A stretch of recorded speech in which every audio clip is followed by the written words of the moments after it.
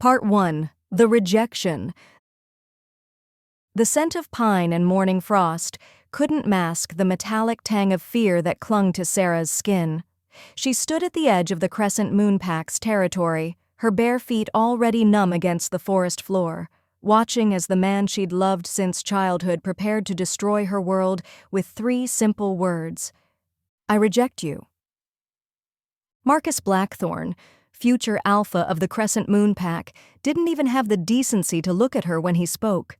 His dark eyes remained fixed on the horizon, his jaw carved from granite, his powerful frame radiating the kind of authority that made lesser wolves submit without question. But Sarah wasn't lesser. She was his fated mate, or had been, until this moment. The mating bond that had snapped into place on her 18th birthday 3 days ago now felt like a fraying rope, each fiber breaking one by one. Pain lanced through her chest, sharp and breathless, as if someone had reached inside and squeezed her heart until it burst. Why? The word escaped as barely a whisper, but she knew he heard it. His enhanced hearing caught everything. Marcus finally turned to face her, and the cold indifference in his expression hit harder than any physical blow. You know why, Sarah. You've always known. She did know. Her bloodline. Tainted, they called it. Her grandmother had been human, a weakness that 3 generations hadn't been enough to wash clean. In a pack obsessed with purity and strength, Sarah would always be seen as damaged goods, even as his fated mate. Even with the moon goddess herself declaring their bond sacred, she wasn't enough. The pack needs a strong Luna, Marcus continued, his voice flat and businesslike. Someone who can produce strong heirs, someone worthy of standing beside an alpha. And I'm not. It wasn't a question. No, you're not. The bond snapped completely then, the sensation like having her soul torn in half. Sarah doubled over, gasping, her wolf whimpering and retreating so far into her mind she could barely feel the animal's presence. Around them she could hear the whispers of pack members who'd gathered to witness this humiliation. Some sounded satisfied, others merely curious. None sounded surprised. When she straightened, Marcus was already walking away, dismissing her as if she were nothing more than an inconvenience he'd finally dealt with. But his father, Alpha Blackthorne, remained. The older man's steel-gray eyes held something that might have been pity. There is an alternative to exile, he said quietly. Sarah's head snapped up. Exile meant death for a wolf. Slow, agonizing death as the loneliness drove them mad. What alternative? The Shadow Ridge Pack has requested a tribute, a gesture of goodwill as we negotiate new territory boundaries. Alpha Blackthorne's voice carried the weight of years, of difficult decisions made for the good of the pack. A strong she-wolf to cement the alliance. You want to give me away like property? The words tasted bitter on her tongue. I want to give you a chance to live. Kyle Darkmoor isn't known for his mercy, but he honors agreements. Serve his pack faithfully and you'll have protection, a place to belong. Shadow Ridge. Even the name sent chills down her spine. Everyone knew the stories, the brutal pack that controlled the northern mountains, led by an alpha so ruthless that other pack leaders spoke his name in hushed tones. Kyle Darkmoor was said to be more beast than man, his wolf so dominant that he barely maintained his human form. But it was better than exile, better than the slow madness that would consume her if she tried to survive alone. Do I have a choice? She asked. Alpha Blackthorne's silence was answer enough. 3 hours later, Sarah stood in the same spot with nothing but the clothes on her back and a small bag of belongings. The rejection had left her weak, her wolf still hiding deep inside where the pain couldn't reach. She felt almost human, fragile and breakable in a way that terrified her. A black SUV pulled up, its engine purring with expensive precision. 2 men got out, both carrying the distinctive scent of Shadow Ridge, pine smoke and winter air, with an underlying wildness that made her wolf stir uneasily.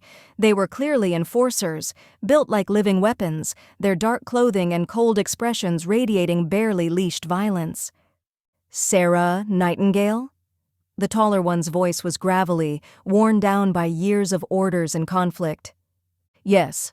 I'm Darius. This is Finn. We're here to escort you to Shadow Ridge territory."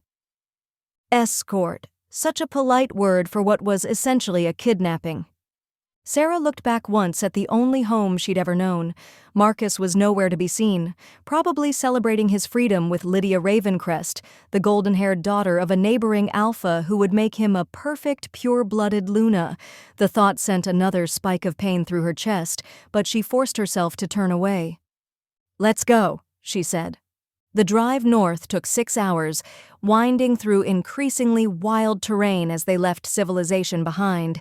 The enforcers didn't speak, and Sarah was grateful for the silence. She needed time to process what was happening, to figure out how she was going to survive in a pack known for eating its weak. As the sun began to set, painting the sky in shades of blood and amber, they finally reached Shadow Ridge territory. The first thing Sarah noticed was the smell, wilder than her former packlands, with undertones of something ancient and untamed. The trees grew taller here, their branches creating a canopy so thick that twilight had already fallen beneath them. The pack house appeared through the trees like something from a Gothic nightmare. It was more castle than house, built from dark stone and rising 3 stories into the night sky. Windows glowed with warm light, but somehow the building still managed to look forbidding, as if it were watching her approach with predatory interest. The SUV stopped in a circular drive, and Sarah climbed out on unsteady legs. The altitude here was higher than she was used to, the air thinner and charged with an energy that made her skin prickle. She could feel eyes on her from the windows, pack members curious about their new arrival. "This way," Darius said, leading her up stone steps to massive wooden doors carved with intricate wolf imagery. The interior was surprisingly warm and comfortable, furnished with heavy wooden furniture and thick rugs that absorbed sound. A fire crackled in a stone fireplace large enough to roast a whole deer, casting dancing shadows on the walls. But what caught Sarah's attention was the man standing with his back to them, staring into the flames. Even from behind, Cale Darkmoor was intimidating. He stood well over 6 feet, his broad shoulders straining against a black sweater, dark hair touching his collar. When he turned, Sarah had to force herself not to step backward. He was beautiful in the way that a storm was beautiful, magnificent and terrifying and utterly dangerous. Sharp cheekbones cut across a face that looked like it had been carved from marble, while dark eyes assessed her with the cold calculation of a predator sizing up potential prey. But it was his presence that truly overwhelmed her, raw alpha power that pressed against her damaged wolf like a physical weight. "So," he said, his voice a low rumble that seemed to vibrate through her bones, "you're the tribute." "I'm Sarah Nightingale." She lifted her chin, refusing to show weakness even though her wolf was cowering. "I know who you are." He moved closer, circling her slowly, and she caught his scent. Pine and leather and something uniquely male that made her stomach flutter despite everything. "The question is what you are, a spy, a weapon, or simply damaged goods that Blackthorn wanted to dispose of?" Heat flared in her cheeks. "I'm none of those things." "No?" He stopped directly in front of her, close enough that she had to tilt her head back to meet his gaze. "Then what are you, Sarah Nightingale?" "What use could you possibly be to my pack?" The words hit their target, reopening wounds that were still bleeding. Marcus had made it clear she was useless, unworthy, a burden no pack should have to bear. But something in Kyle's tone, a hint of genuine curiosity beneath the mockery, made her straighten her spine. "I guess you'll have to figure that out yourself." For a moment, surprise flickered across his features, then his mouth curved in what might have been a smile if it had held any warmth. "Interesting," he murmured. "Very interesting indeed." He stepped back, and Sarah felt like she could breathe again. "Darius will show you to your quarters. Tomorrow we'll discuss your integration into the pack." As she followed Darius up a curved staircase, Sarah couldn't shake the feeling that she'd just passed some kind of test, but she had no idea whether she'd passed it well enough to survive whatever came next. Part 2. The Beast's Territory. Sarah's room was nothing like what she'd expected. Instead of a cell or servants' quarters, she found herself in what could only be described as a guest suite, spacious and elegantly furnished, with a 4-poster bed draped in midnight blue silk and windows that looked out over the moonlit forest. Someone had even left fresh clothes folded on the dresser, along with toiletries and a note written in bold, masculine handwriting. "Dinner is at 8. Don't be late. K." She glanced at the antique clock on the mantel, 7:30. Barely enough time for a quick shower, but she needed to wash away the lingering scent of her former pack before facing whatever trials awaited her here. The hot water felt like a blessing against her aching muscles, and for a few precious minutes, she let herself pretend this was just a bad dream. That she'd wake up in her old bed, with Marcus calling her name from outside her window, their bond whole and strong and real. But the phantom pain in her chest reminded her otherwise. Rejected mates rarely survived long. The severed bond left them incomplete, shadows of their former selves. She'd heard stories of wolves who simply faded away, unable to bear the loss of their other half. She wouldn't be one of them. She couldn't be. Sarah dressed quickly in the provided clothes, dark jeans that fit surprisingly well and a deep green sweater that brought out her eyes. Someone had done their research. The thought should have been comforting, but instead it raised questions about how much Shadow Ridge knew about her and why they cared enough to prepare so thoroughly. The dining room was on the first floor, a cavernous space dominated by a table that could easily seat 30 people. Tonight, only a handful of places were set, and Sarah hesitated in the doorway as several pairs of eyes turned her way. "Don't lurk." Cale's voice carried across the room. He sat at the head of the table, looking perfectly at ease in his domain. "It's rude." Sarah forced herself to walk forward, ignoring the way the other pack members watched her every move. She recognized some faces from stories and whispered rumors. Darius, who'd escorted her here, along with a woman who could only be Elena Frost, Cale's beta and one of the most feared wolves in the Northern Territories. There were others too, all of them radiating the kind of confidence that came from absolute certainty in their place within the pack hierarchy. "Sit." Cale gestured to a chair on his right, close enough that his scent enveloped her like a warm blanket. The meal was surprisingly civilized. Roast venison with herbs she didn't recognize, vegetables that tasted like they'd been grown in rich mountain soil, and wine that went down smooth as silk.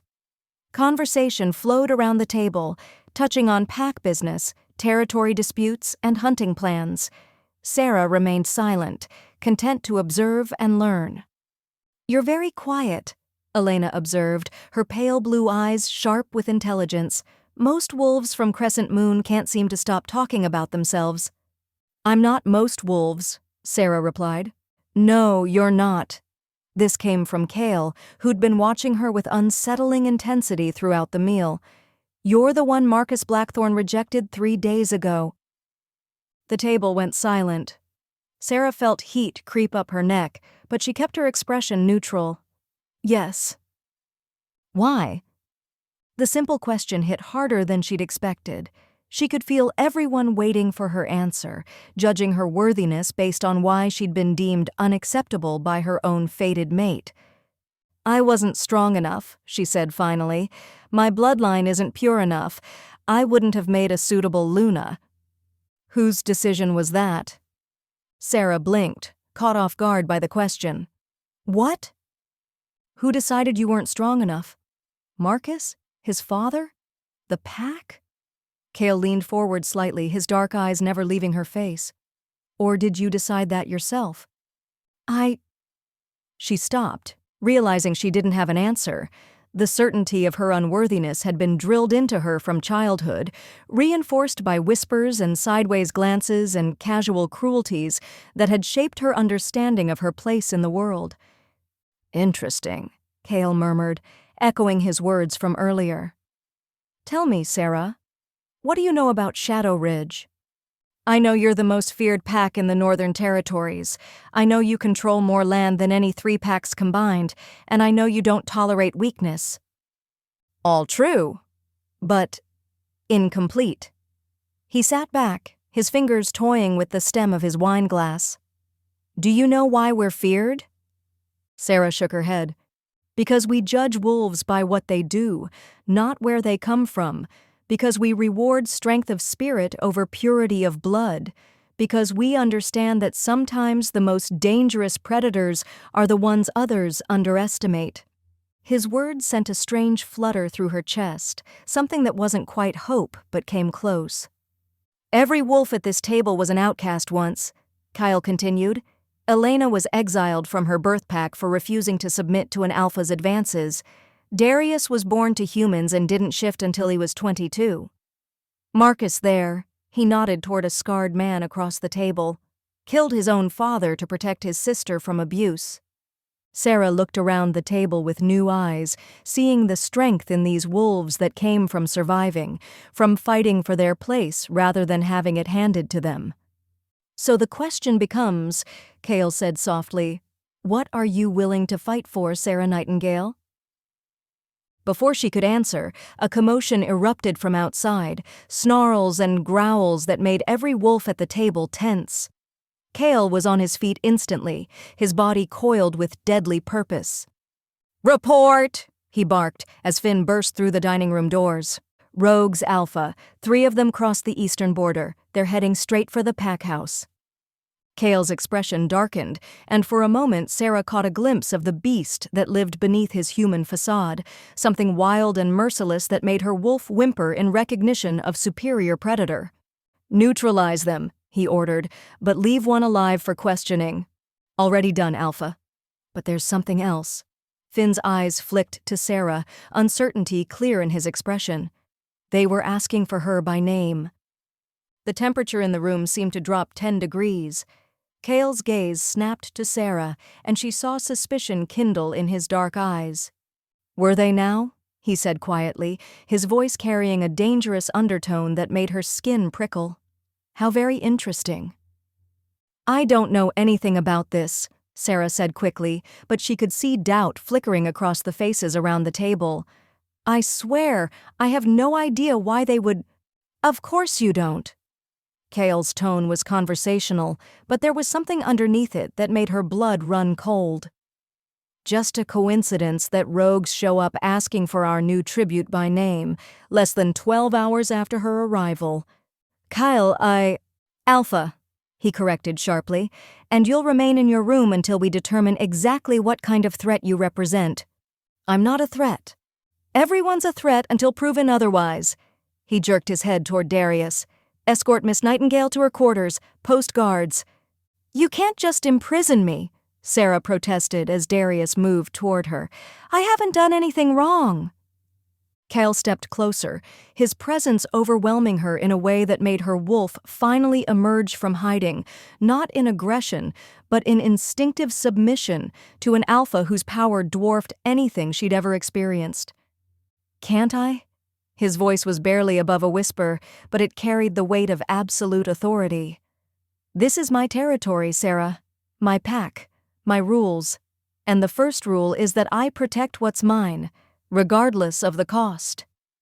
The possessive edge to his words sent an unexpected thrill through her, even as fear made her hands shake. This wasn't Marcus, who'd been raised to leadership and wore his authority like an ill-fitting suit. This was a predator who'd clawed his way to the top and held his position through strength and cunning, and the kind of ruthless determination that left no room for mercy. I'm not yours, she said, but the words came out breathless rather than defiant. Something flickered in his eyes, surprise perhaps, or recognition. We'll see about that. As Darius led her from the room, Sarah caught one last glimpse of Cale standing motionless by the table, his dark gaze following her with an intensity that made her stomach flutter despite everything. She had the unsettling feeling that she'd just issued a challenge to a predator who never backed down from a fight. The question was whether she was strong enough to survive the consequences. Part 3. claws and consequences. Sarah spent 3 days in her gilded cage, pacing like the caged wolf she'd become. Guards remained posted outside her door, silent sentinels who brought her meals and refused to answer any of her questions. The waiting was torture, made worse by the phantom ache where her bond with Marcus used to be, and the growing certainty that she'd traded one form of rejection for another. On the 4th morning, Elena Frost entered without knocking, carrying a tray of coffee and fresh pastries that smelled like heaven. The beta's pale hair was pulled back in a severe bun, and her ice-blue eyes held an expression Sarah couldn't quite read. "The alpha wants to see you," Elena said, setting the tray on the small table by the window. "To interrogate me? Or to throw me out?" Sarah tried to keep the bitterness from her voice, but failed. "To apologize." Sarah's head snapped up. "What?" "The rogues were sent by Marcus Blackthorn. Apparently your former mate decided that rejecting you wasn't enough. He wanted to ensure you never found sanctuary elsewhere." Elena's voice carried a disgust that made Sarah's chest tight with something dangerously close to hope. "They were under orders to kill you and make it look like you'd been caught in rogue territory, trying to return home." The room seemed to tilt sideways. "Marcus wanted me dead?" "It seems your bloodline isn't the only impure thing about Crescent Moon's future alpha. Honor, loyalty, basic decency, all apparently optional." Elena moved to the window, gazing out at the forest beyond. "Kale is displeased?" Something in her tone made Sarah's skin prickle. "How displeased?" "Let's just say that Marcus Blackthorn should pray he never crosses into Shadow Ridge territory. Ever." The fierce protectiveness in Elena's voice sent an unexpected warmth through Sarah's chest. She'd spent so long being treated as disposable that the idea of someone, especially someone as powerful as Kale, being angry on her behalf was almost overwhelming. "Why would he protect me? I'm nothing to him, just a burden his pack got stuck with." Elena turned from the window, and for the first time since Sarah had met her, the beta's expression softened. "Is that really what you think?" "It's what I know." "Then you don't know Kale very well." Elena moved toward the door, pausing with her hand on the handle. "He's waiting for you in his study, 3rd floor, last door on the right. And Sarah? Don't let fear make you stupid. Some gifts are worth the risk of accepting them." 20 minutes later, Sarah stood outside Kyle's study, her heart hammering against her ribs. She'd changed into one of the dresses that had mysteriously appeared in her wardrobe, deep burgundy silk that brought out the gold flecks in her brown eyes and fit her like it had been made specifically for her body, which, given everything else that had been prepared for her arrival, it probably had been. She knocked softly. "Come in." Kyle stood behind a massive oak desk, his back to the door as he stared out a window that overlooked the pack's training grounds. Even in relaxation, he radiated the kind of coiled tension that spoke of a predator always ready to strike. Today, he wore dark jeans and a gray Henley that clung to the impressive breadth of his shoulders, and Sarah had to force herself to focus on something other than the way the fabric stretched across his back. "You wanted to see me?" Her voice came out steadier than she'd expected. "I owe you an apology." He turned slowly, and she was struck anew by the sharp beauty of his features. "I accused you of betrayal when you were actually the target. You were protecting your pack. I understand."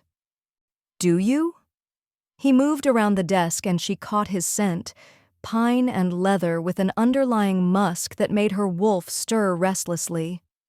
Most wolves would be furious at being imprisoned without cause. Most wolves haven't spent their entire lives being blamed for things beyond their control. The words slipped out before she could stop them, revealing more vulnerability than she'd intended. Kyle went very still. "Is that what Crescent Moon did to you? Blamed you for your grandmother's humanity?" "Among other things." Sarah looked away, unable to bear the intensity of his gaze. "It doesn't matter now." "It matters to me." The quiet conviction in his voice made her look up, and what she saw in his dark eyes stole her breath. Not pity, She would have hated pity, but something fiercer, something that looked almost like rage. "Tell me," he said softly. "Why? So you can feel sorry for the damaged little wolf?" "So I can understand what I'm working with." The practical response shouldn't have hurt, but it did. Of course, he was only interested in her potential usefulness to his pack. What else had she expected? "There's not much to understand. I was never strong enough, never pure enough, never enough of anything to matter." She kept her voice level, businesslike. Marcus made the right choice for his pack. Did he? Cale took another step closer, and she could feel the heat radiating from his body. "You're here, aren't you? Alive when he wanted you dead. That seems fairly strong to me." "I'm here because you needed a tribute to cement your alliance with Crescent Moon. I'm useful as a political tool, nothing more." "Is that what you think this is about?" Something flickered across his features, surprise perhaps, or recognition. "Politics? What else would it be about?" Instead of answering, Cale reached out and touched her face, his fingers tracing the line of her cheekbone with surprising gentleness. His skin was warm and slightly calloused, and Sarah had to fight the urge to lean into the contact. "You really don't know, do you?" he murmured. "Know what?" "What you are to me." Before she could ask what he meant, the study door burst open. Darius stood in the doorway, his face grim with urgency. "Alpha, we have a problem. Crescent Moon wolves at the southern border. Marcus Blackthorne himself is demanding the return of his stolen property." Cale's expression went arctic, and Sarah felt rather than saw his wolf rise to the surface, a presence so dominant and dangerous that she instinctively stepped back. "My property now," he said, his voice carrying the kind of finality that ended arguments before they began. "He's brought 20 wolves, Alpha. Says he'll consider it an act of war if we don't hand her over." "Then we're at war." Kyle moved toward the door with fluid grace, every line of his body radiating lethal purpose. "Gather the enforcers. Full patrol at the borders. If Blackthorne wants his rejected mate back so badly, he can come and take her." "Wait!" Sarah called out, panic making her voice sharp. "You can't fight Crescent Moon over me. I'm not worth starting a war." Cale stopped in the doorway, his dark gaze finding hers across the room. What she saw there made her breath catch, possessiveness and protectiveness, and something deeper that she didn't dare name. "Let me be very clear about something, Sarah Nightingale," he said quietly. "You are under my protection now. That makes you mine to defend, mine to shelter, mine to keep safe, and I have never lost anything that belonged to me." "I don't belong to you," she whispered, but even as she said it, something inside her, her wolf, her heart, her very soul, whispered that she was wrong. Cale's mouth curved in a smile that was all predator. "We'll see about that too." He was gone before she could respond, leaving her alone with the echo of his words and the growing certainty that everything she thought she knew about her life was about to change. Again. Part 4. The Alpha's Claim. The pack house had transformed into a fortress. Sarah watched from her bedroom window as Shadow Ridge wolves moved with military precision, taking defensive positions along the tree line and patrol routes. Even from the third floor, she could sense the tension crackling through the air like electricity before a storm. She was the cause of all this, the reason 2 packs might spill blood today. A soft knock made her turn from the window. Elena entered, but instead of her usual practical clothing, the beta wore full tactical gear, black fatigues, weapons harnesses, and boots made for running through rough terrain. "How many?" Sarah asked. "Marcus brought 30 wolves, not 20, plus human weapons."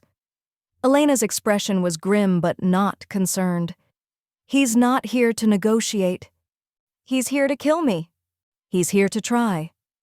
Elena moved to the dresser and pulled out clothes similar to her own. "Cale wants you prepared for anything. These should fit." Sarah stared at the tactical gear. "He expects me to fight?" "He expects you to survive. How you do that is up to you." As Sarah changed into the unfamiliar clothing, Elena briefed her on evacuation routes and safe rooms. But her words seemed to come from very far away. All Sarah could think about was Marcus, standing at the border with 30 wolves, demanding her return so he could finish what he'd started with those rogues. "Why does he want me dead so badly?" she asked as Elena helped her adjust the weapon's harness. "If I'm as worthless as he said, why not just let me disappear?" "Because you're not worthless, and he knows it." Elena's voice was matter-of-fact. "You're a threat to the narrative he's built about your rejection. As long as you're alive and thriving elsewhere, people might start to question his judgment." "I'm hardly thriving." "Aren't you?" Elena stepped back to assess her work. "You've been here less than a week and you're already standing straighter, speaking up for yourself, acting like a wolf who remembers her own worth." Sarah looked at herself in the mirror and felt a shock of recognition. The woman looking back at her bore little resemblance to the broken, defeated creature who'd arrived at Shadow Ridge. This woman looked dangerous, ready for battle. "Kale did that," Elena continued. "He sees strength where others see weakness. It's one of the things that makes him such an effective alpha." Before Sarah could respond, a howl split the air, low and challenging and full of rage. It was answered by another, then another, until the entire pack was singing their defiance into the darkening sky. "It's starting," Elena said. They made their way downstairs, where the main level had been converted into a command center. Maps covered every surface, and radios crackled with reports from patrol teams. But Sarah's attention was captured entirely by the man standing at the center of it all. Kale looked like war personified. He'd changed into black tactical gear that showcased the lethal grace of his movements, and his dark hair was pulled back to reveal the sharp angles of his face. But it was his eyes that held her. They'd gone from warm brown to something much more primal, reflecting his wolf's presence so close to the surface that she could practically see the beast pacing behind his human facade. "Status report," he said without looking up from the maps. "Crescent Moon has taken position at the southern ridge," Darius reported. "Marcus is demanding a meeting. Neutral ground, just the 2 alphas." "And leave my pack vulnerable to attack? I don't think so." Kale's voice carried the kind of cold authority that brooked no argument. "Tell Blackthorn he can state his business from his current position." "Alpha," one of the radio operators called out, "we're getting reports of movement along the eastern border. Looks like a flanking maneuver." Kyle's mouth curved in something that wasn't quite a smile. "Of course there is." Marcus always was predictable. He looked up and found Sarah across the room, his gaze locking with hers in a way that made her breath catch. "Elena, take Sarah to the safe room." "No." The word was out before Sarah could stop it. Every head in the room turned her way, but she only had eyes for Kale. "I said no. This is my fault. I won't hide while others fight for me." "You'll do exactly what you're told," Kale said quietly, but there was steel underneath the soft tone. "This isn't a game, Sarah. These wolves came here to kill you. And they'll keep coming until someone stops them. You think hiding me away will end this? Marcus won't give up. He can't afford to, not with his reputation on the line. Then I'll end it permanently." The casual certainty in his voice sent chills down her spine. She knew he meant it, knew he would kill Marcus without hesitation if he deemed it necessary. The thought should have appalled her, but instead she felt something dangerously close to satisfaction. "There's another way," she said, "which is, let me talk to him." The room erupted in protests, but Kyle raised one hand and silence fell immediately. His dark eyes studied her with an intensity that made her feel exposed, as if he could see straight through to her soul. "Absolutely not. He won't hurt me in front of 30 witnesses. His reputation can't survive that kind of dishonor, but maybe I can make him see reason. The only reason Marcus Blackthorn understands is force. Then use me as bait." Kale went very still. Around them, she could feel the shock of the other pack members, but she kept her focus on the alpha whose protection had become more precious to her than her own life. "Explain," he said softly. He wants me back so he can kill me quietly, privately. But if I confront him publicly, call him out for what he really is, a coward who sends rogues to do his dirty work, he'll have to respond. And when he does, he'll reveal his true nature to his own pack, Cale finished, understanding dawning in his expression. His wolves will see him for what he really is. It's risky, Elena interjected. If it goes wrong, I die, but at least I die fighting instead of cowering. Sarah looked around the room, meeting the eyes of wolves who'd accepted her as one of their own. Marcus rejected me because he thought I was weak. Let me show him how wrong he was. For a long moment, Kyle said nothing. Then he moved toward her with that fluid predator's grace, stopping close enough that she could feel the heat radiating from his body. If we do this, you follow my lead, my orders. No heroics, no improvisation. Understood? Understood. And if anything goes wrong, anything at all, you run. You don't look back, you don't try to help, you just run. Cale, promise me. His voice was rough with something that might have been fear, and it struck her that he was just as terrified of losing her as she was of losing him. I promise. He studied her face for another moment, then nodded. Darius, prep a negotiation team. Elena, I want snipers in position along the ridge. If this goes sideways, we end it fast. What about backup plans? Someone asked. Cale's expression went predatory. I am the backup plan. As the room erupted into organized chaos, Sarah felt a hand on her arm.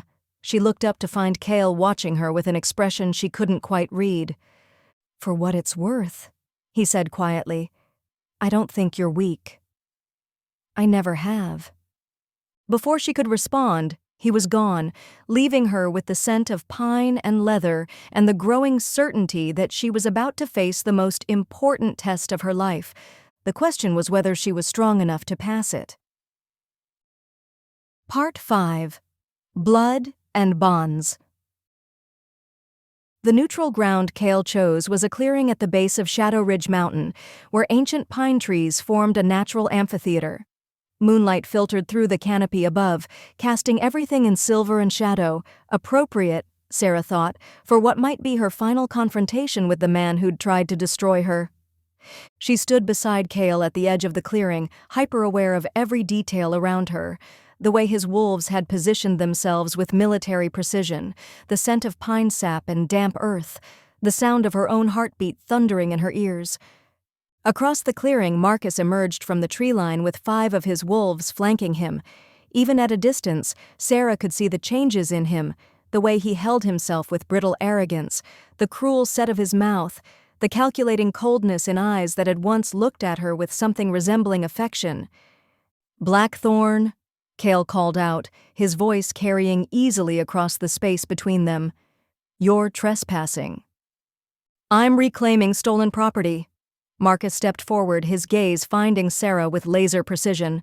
Return what belongs to Crescent Moon, and we'll leave peacefully. Nothing here belongs to you. She does. Marcus's voice carried the authority of an alpha who'd never been truly challenged. Sarah Nightingale is bound to my pack by birth. Her presence here is an act of theft. Sarah felt Cale's tension ratchet higher, his wolf responding to the challenge with barely leashed aggression, but she placed a gentle hand on his arm, feeling the corded muscle beneath the tactical gear. Let me, she said quietly. He looked down at her, conflict clear in his dark eyes. Sarah, trust me. After a moment that felt like eternity, he nodded. Do it. Sarah stepped forward, her boots crunching on fallen leaves as she moved into the space between the 2 alphas. The moonlight caught the red highlights in her dark hair, and she was grateful for the tactical gear that made her look like a warrior rather than a victim. Hello, Marcus. His expression flickered with something that might have been surprise. You look different. I am different. She stopped in the center of the clearing, close enough that both groups could hear her clearly. Amazing what happens when you're not constantly being told you're worthless.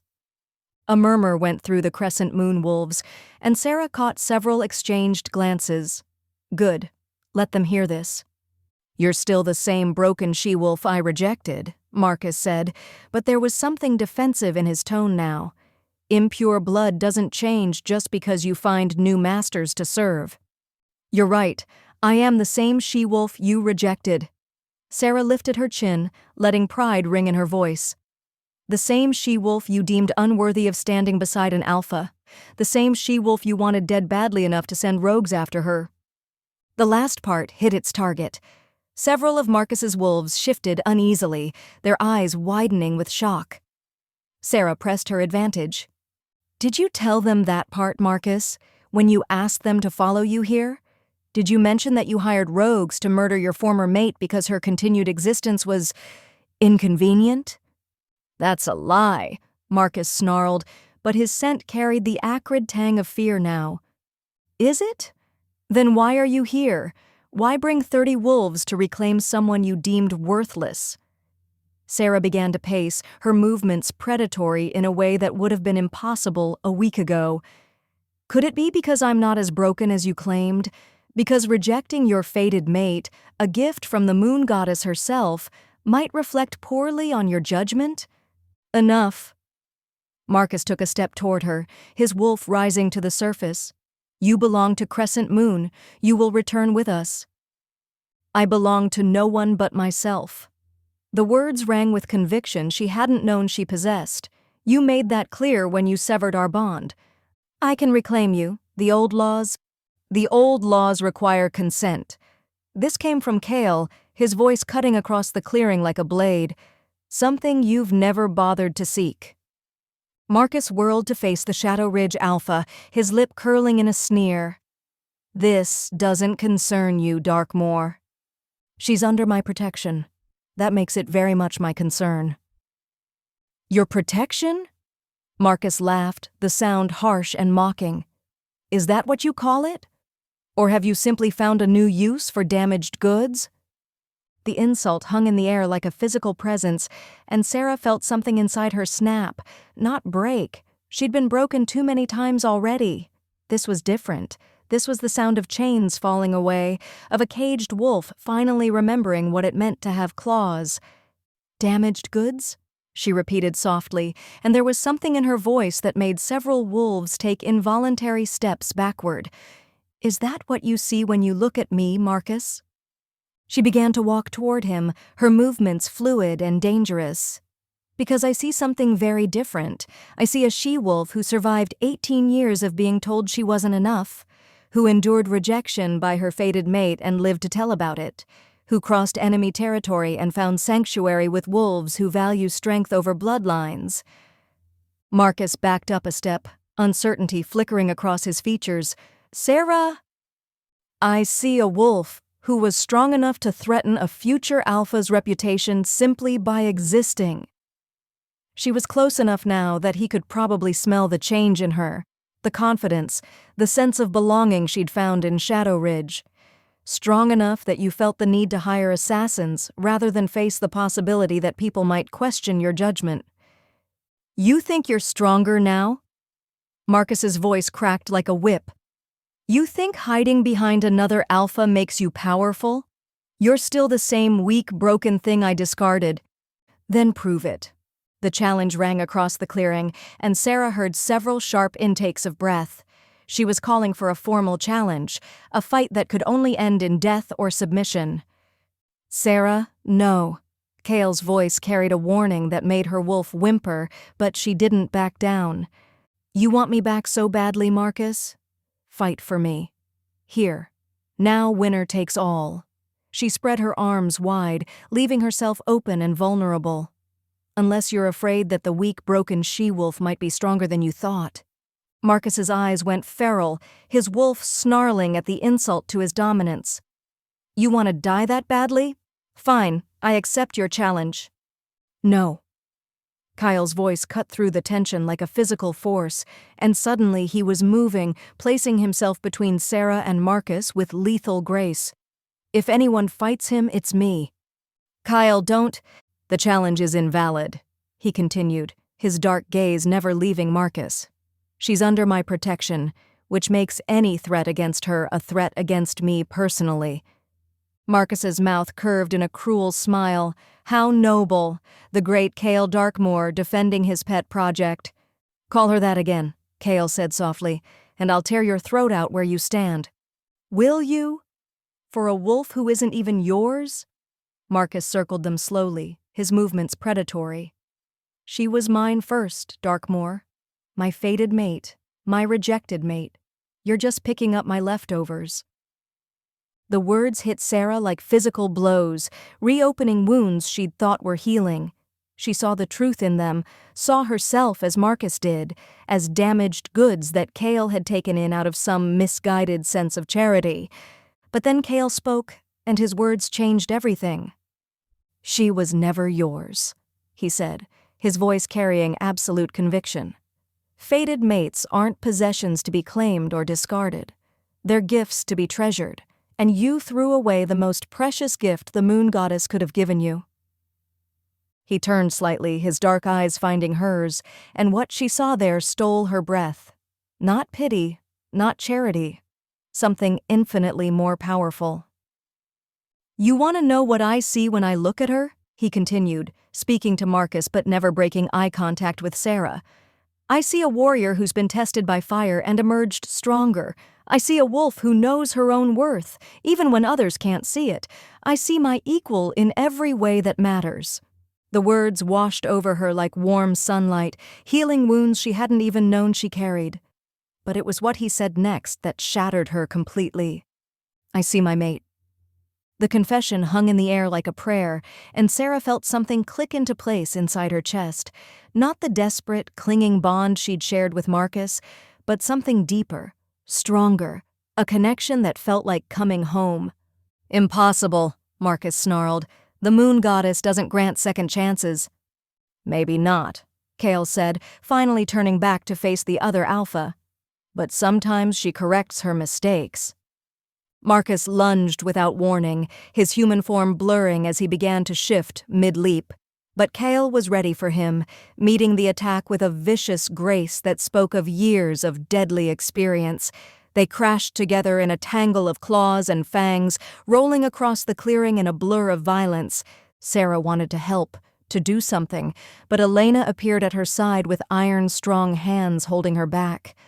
"Let them finish it," the beta said grimly. "This was always going to end in blood." The fight was brutal and brief. Marcus was strong and fast, but Cale fought like the apex predator he was, calculating, efficient, and utterly merciless.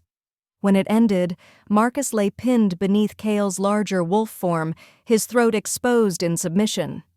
"Yield," Cale growled, the word barely recognizable through his shifted vocal cords.